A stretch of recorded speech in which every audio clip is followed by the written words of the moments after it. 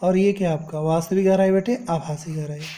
चलिए आगे देखिए कि वास्तविक आभासी गहराई को हम लोग स्मॉल एस से प्रदर्शित करते हैं और वास्तविक गहराई को कैपिटल एस से। तो अगर हमें इस आभासी गहराई का मान निकालना होगा तो एच बराबर क्या होगा, वास्तविक गहराई बटे द्रव का अपवर्तनांक ना। तो ये फार्मूला हम लोग यूज करेंगे, कहीं अगर क्वेश्चन आएगा तो हम इसी फार्मूले से लगाएंगे। ठीक, आगे आ जाओ। यहाँ देखिए अपवर्तनांकों के बीच संबंध। ठीक है, चलिए अपवर्तनांकों के बीच संबंध के बारे में बात करते हैं हम लोग कि कैसे हम लोग इसको सॉल्व करेंगे। तो आ जाइए अब यहाँ पे।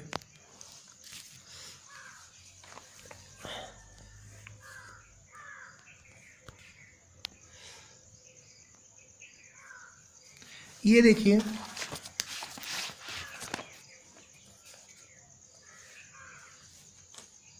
यहाँ पे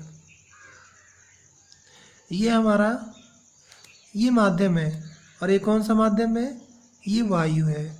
और ये क्या आपका, ये मान लेते हैं आपका ग्लास है, यानी ग्लास मतलब होता है कांच।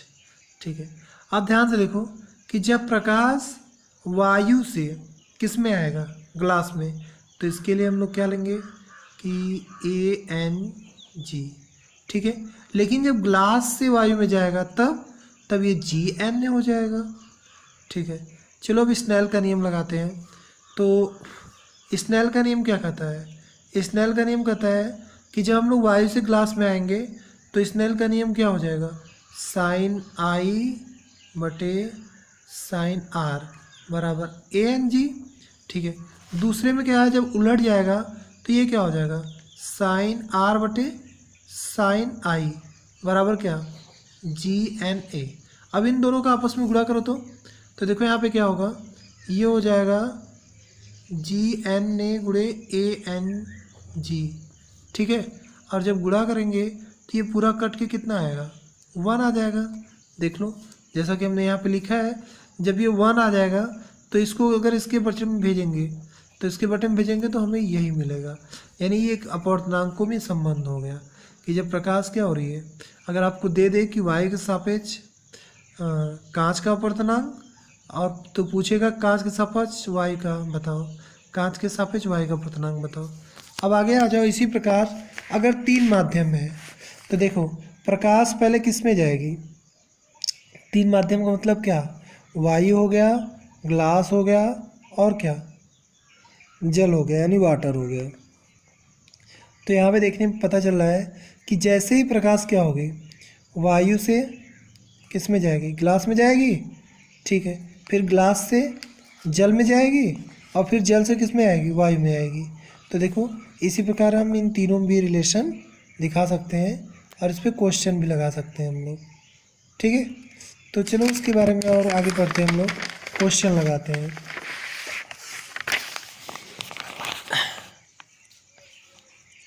चलो देखो क्वेश्चन देखो। ठीक है, यदि निर्वात में प्रकाश का वेग 3 × 10⁸ मीटर प्रति सेकेंड है तो जल में प्रकाश का वेग ज्ञात कीजिए। ठीक है, देखिए यदि निर्वात में प्रकाश का वेग 3 × 10⁸ मीटर प्रति सेकेंड है तो जल में प्रकाश का वेग ज्ञात कीजिए। ठीक है, यानी आपसे क्या पूछ रहा है, आपसे पूछ रहा है कि यदि निर्वात में प्रकाश का वेग इतना है तो जल में प्रकाश का वेग ज्ञात कीजिए। तो जल में कितना होगा, चलिए आते हैं, आगे आ जाओ। देखो C का मान तो दिया हुआ है कि 3 × 10⁸ मीटर पर सेकेंड होता है। इसमें देखो N का भी मान दिया हुआ है 4/3। ठीक है, यानी अपवर्तनांक इसका दिया है 4/3। तो आपको जब निकालना होगा N का मान, तो N बराबर क्या होगा, C/V होगा। तो V बराबर क्या होगा, V बराबर होगा C/N और C का मान है 3 × 10⁸ बटे कितना, 4/3। जब ये उल्टेगा तो 3 ऊपर चला जाएगा तो ये कितना हो जाएगा, 3 तिरिक्के 9 हो जाएगा। तो 9 बटे कितना, 4 × 10⁸। तो आपका आंसर कितना आएगा, भाग देने पर आएगा 2.25 गुणे 10 के घाते 8 मीटर प्रति सेकंड। ठीक है ना, क्वेश्चन समझ में आया? एक बार देख लो अच्छे से कि अगर प्रकाश के चाल अपवर्तनांक दिया हो तो हमें किसका मान निकालना है, स्मॉल एन का, तो स्मॉल भी का, तो हम लोग फार्मूले से स्मॉल भी का मान निकाल देंगे। आइए नेक्स्ट क्वेश्चन देखते हैं। देखो यहाँ पे कांच तथा जल के वायु के सापेक्ष अपवर्तनांक क्रमशः 3/2 तथा 4/3 है। तो कांच का जल के सापेक्ष अपवर्तनांक ज्ञात कीजिए। ठीक है, देख लो ध्यान से, कांच तथा जल के वायु के सापेक्ष अपवर्तनांक क्रमशः 3/2 तथा 4/3 है। तो कांच का जल के सापेक्ष अपवर्तनांक ज्ञात कीजिए। ठीक है, चलो ज्ञात करते हैं। पहले जो दिया है उसको नोट कर लेते हैं हम लोग। तो दिया क्या है, यहाँ पे देख लो, आपको दिया है जल के सापेक्ष वायु का अपवर्तनांक, यहाँ पे देख लो जल के सापेक्ष वायु का अपवर्तनांक, और यहाँ पे अरे कांच के सापेक्ष वायु का है और ये जल के सापेक्ष वायु का है। तो यहाँ पे जल के सापेक्ष वायु का कितना है 4/3 और कांच के सापेक्ष का 3/2। तो चलो यहाँ पे फार्मूला लगाते हैं, जो हम लोग ये वाला फार्मूला। तो देखिए फार्मूला क्या है, WNG बराबर ANG/ANW। ठीक है, दोनों का मान रख दीजिए, सॉल्व कर लेंगे तो इसका आंसर कितना आएगा 9/8 आएगा। ठीक है, चलो आगे।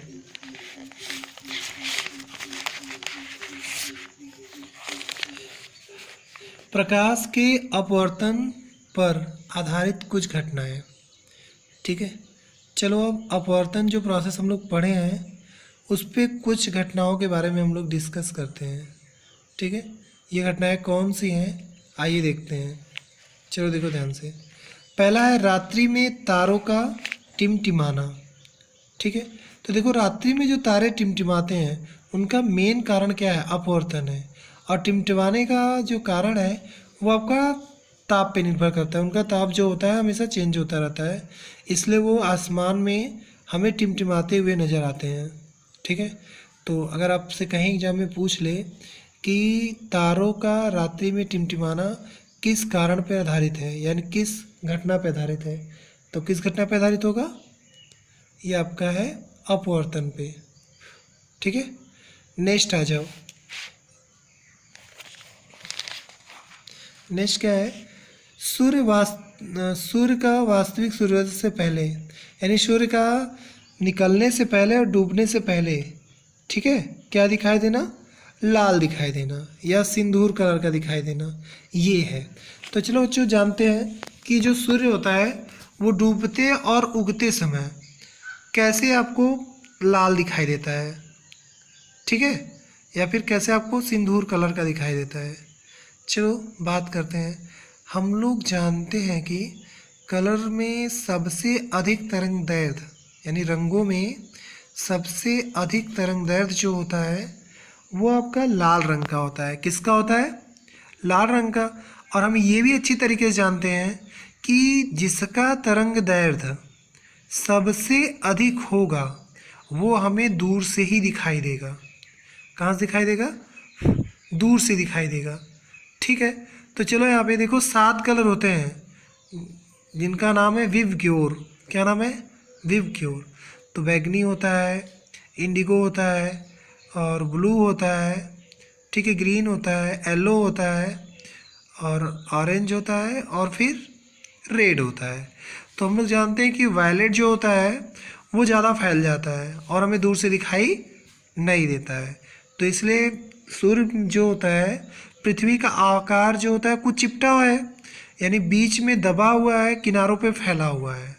तो अब ये बताओ कि जब शाम को सूर्य डूबेगा और उगेगा तो हमारी निगाहों से क्या होगा, बहुत दूर होगा। और जब ज़्यादा दूर होगा तो रिफ्लेक्शन के कारण केवल हमें लाल रंग ही हमारे आंखों तक पहुंच पाएगा, बाकी कलर रास्ते में आते आते क्या हो जाएंगे, गायब हो जाते हैं। तो इसलिए जो सूर्य होता है वो उगते और डूबते समय में कैसा दिखाई देता है, लाल दिखाई देता है। ये भी अपवर्तन का ही कारण है। किसका कारण है ये, अपवर्तन का कारण है। चलिए नेक्स्ट देख लो। पानी से भरा तालाब अपेक्षाकृत कम गहरा दिखाई देता है। हाँ देखिए, ये भी अपवर्तन का कारण है कि हम लोग देखते हैं कि जो पानी का तालाब होता है और जो पानी का बना होता है टंकी, उसमें अगर हम लोग देखते हैं तो टंकी का जो तल होता है वो हमें जैसे लगता है ऊपर की ओर दिखाई दे रहा है। तो ये अपवर्तन के कारण ऐसा होता है। या तो आप जल में, नेक्स्ट एग्जांपल है, अगर आप जल में एक पेंसिल डाल दीजिए तो आप देखेंगे कि जो पेंसिल होगा वो थोड़ा टेढ़ा मुड़ा हुआ प्रतीत होगा। कैसा होगा, हाँ मुड़ा हुआ प्रतीत होता है। तो जब मुड़ा हुआ प्रतीत होगा तो ये भी अपवर्तन का ही एक कारण है। ठीक है, तो बच्चों हम लोगों ने क्या पढ़ा, प्रकाश के अपवर्तन पर आधारित कुछ घटनाओं के बारे में पढ़ा, इसमें से मैंने 5-6 घटनाएं आपको बता दिया। ठीक है, तो अब नेक्स्ट हम लोग देखते हैं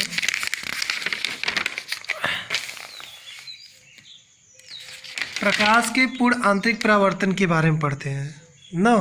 नेक्स्ट टॉपिक है हमारा प्रकाश का पूर्ण आंतरिक परावर्तन। क्या है, प्रकाश का पूर्ण आंतरिक परावर्तन या फिर इसे क्रांतिक कोण पढ़ना है। तो चलिए यहाँ पे पहले हम लोग फिगर की बात करते हैं। देख लीजिए यहाँ पे ये हमारा फिगर है। ठीक है, तो इस फिगर में देखो हम लोग 3 कंडीशन यूज किए हैं, दिख रहा है, हाँ देख लो। और नीचे आपका विरल माध्यम है, नहीं सॉरी, ऊपर विरल माध्यम है, नीचे आपका कौन सा माध्यम है, सघन माध्यम दिख रहा है। ठीक है, चलो देखते हैं। तो अब देख लो ध्यान से कि जब प्रकाशीय किरण नीचे से ऊपर की ओर जा रही है ना, यानी देख लो कंडीशन क्या है, कंडीशन ये है कि पूर्ण आंतरिक परावर्तन तभी हो सकता है जब प्रकाशीय किरण सघन माध्यम से विरल माध्यम में प्रवेश करती है। ठीक है, तो अब ये बताओ कि हम लोगों ने पढ़ा है कि जब प्रकाशीय किरण सघन माध्यम से विरल माध्यम में जाए तो अविलंब से दूर हटेगी कि पास आएगी, अविलंब से दूर हटेगी ना।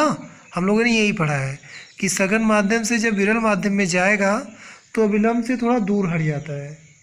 ठीक है, अविलंब से क्या होता है, थोड़ा दूर हट जाता है। तो इसी प्रोसेस को हम लोग अपवर्तन के नाम से जानते हैं। तो चलो थोड़ा केस और स्टडी करके तब आगे की बात करते हैं। तो देखो यहाँ पे पहले केस में क्या है कि सघन माध्यम से प्रकाशीय किरण निकली यहाँ पे और फिर वो विरल माध्यम में जैसे ही प्रवेश की अविलंब से देखो थोड़ा दूर हट गई है। ठीक है, चलो हम लोग आई का मान थोड़ा और बढ़ाते हैं नेक्स्ट केस में।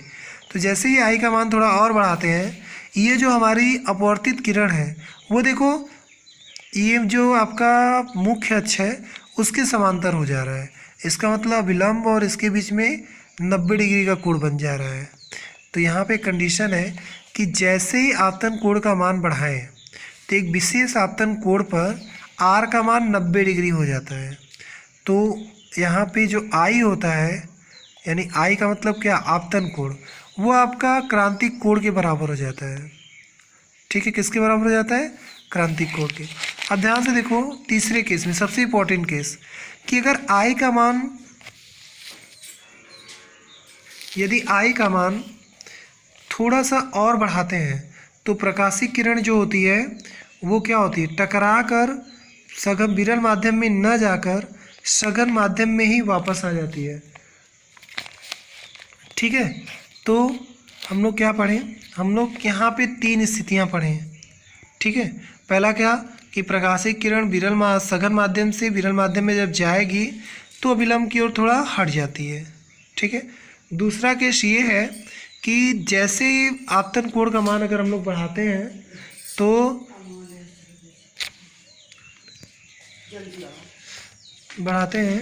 तो आई बराबर, जैसे ही आर का मान 90 डिग्री होता है तो आई जो होती है वो सी के बराबर हो जाती है।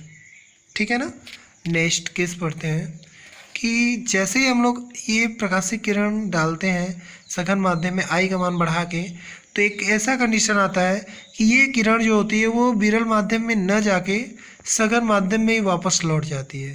तो इसी प्रोसेस को हम लोग क्या कहते हैं, पूर्ण आंतरिक परावर्तन, यानी पूरा का पूरा परावर्तित हो जाती है किरण। देख रहे हैं ना, ठीक है। यहाँ देखिए 3 कंडीशन है। इस केस में आपका क्रांतिक कोण का मान अधिक है, इस केस में क्रांतिक कोण का मान आई के बराबर है, इसमें कि आई का मान यहाँ पे सी से बहुत अधिक है। तो यहाँ पे देख लो कि एक विशेष आपतन कोण पर अगर आर का मान 90 डिग्री होता है तो आपका जो आपतन कोण है वो क्रांतिक कोण में बदल जाता है। ठीक है, डिफिनेशन पढ़ लो। देखो यहाँ पे कि सघन माध्यम में वह आपतन कोण जिसके लिए विरल माध्यम में अपवर्तन कोण सम कोण के बराबर हो जाता है। ठीक है, सघन माध्यम का क्रांतिक कोण कहलाता है, जिसे सी से प्रदर्शित करते हैं।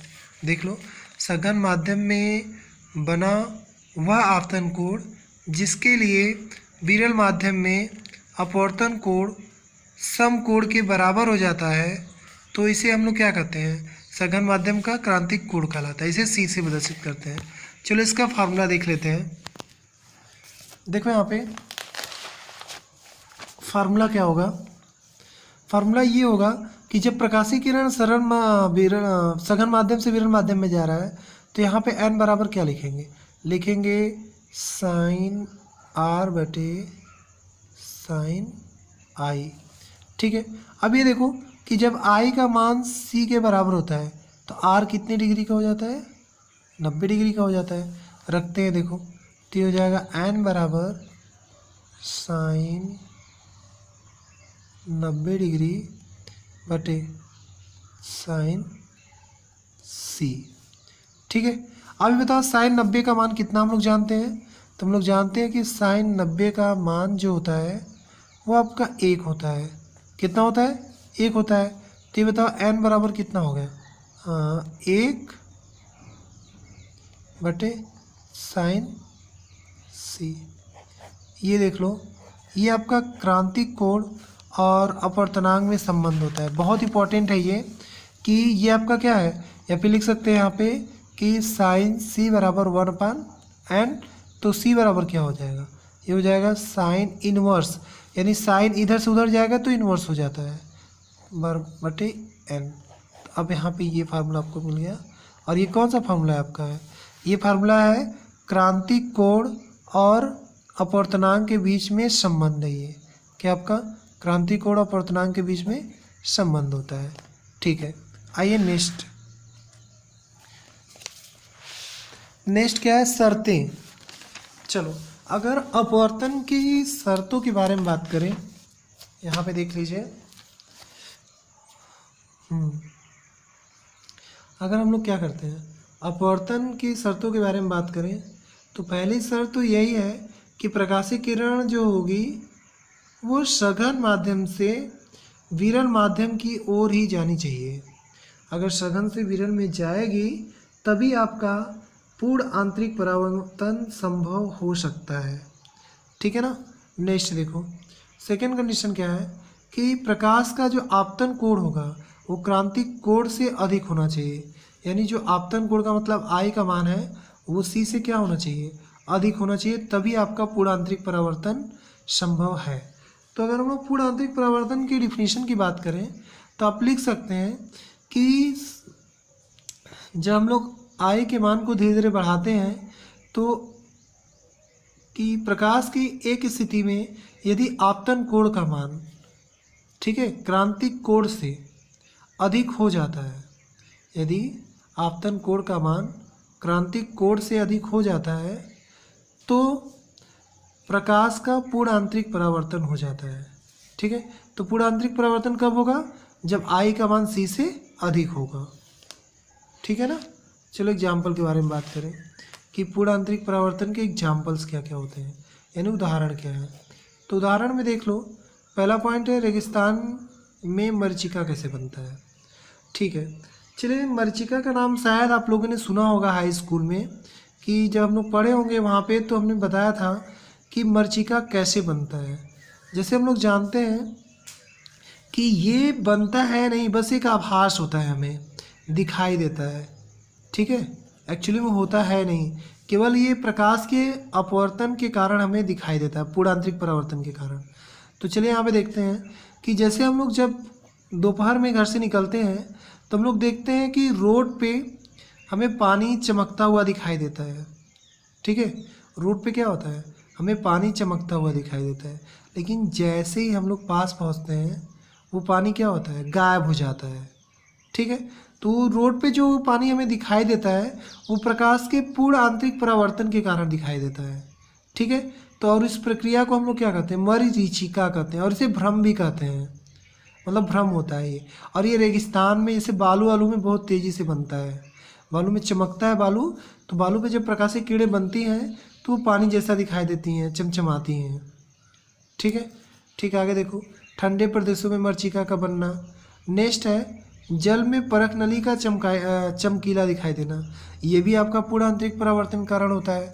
और यहाँ पे देखिए, अगर कांच में दरार पड़ जाए तो जैसे दरार पड़ती है आप लोग देखते होंगे कि दरार पे जैसे ही प्रकाश पड़ता होगा वो आपको एकदम चमकता हुआ आपकी आंखों पे दिखाई देता है। तो ये भी आपका क्या है, पूर्ण आंतरिक परावर्तन का ही उदाहरण है। नेक्स्ट है प्रकाशी तंतु, और एक और है आपका हीरे का चमकना।